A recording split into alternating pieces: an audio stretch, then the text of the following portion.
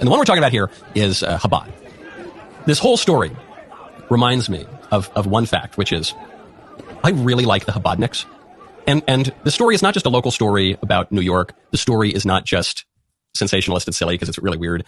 The story actually has political import for all of us because I think everybody can learn a political lesson from the Chabadniks. The reason I like the Chabadniks is not just because they're personally very charming people.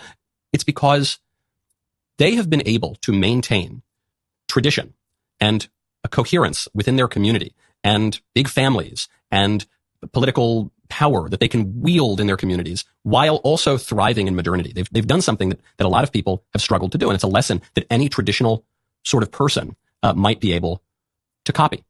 Apparently what was going on in this tunnel story is there's a debate over who has the rights to operate the Chabad headquarters. And there are two groups. There's the Chabad International, call it, the global organization. And then there's this group of particularly zealous, I suppose it's being reported as messianic kind of Chabadniks, students who had come in and were insisting on digging this thing. So something that would deflate a lot of the conspiracy theories that I've seen floating around. I know because, the difference between a conspiracy theory and the truth is 6 months when it's Dr. Fauci and all these guys saying it. People are open to these sorts of things. But I think something that deflates some of the theories about the Chabadniks in Brooklyn is it was one group of the Chabadniks that ordered the tunnel to be filled in the first place. It's not as though there was just this unified movement to dig a secret tunnel. It was this group of students who were digging it, contrary to the wishes of the people who had the legal right to operate the school. And so then they call in the cops and they try to fill in this thing.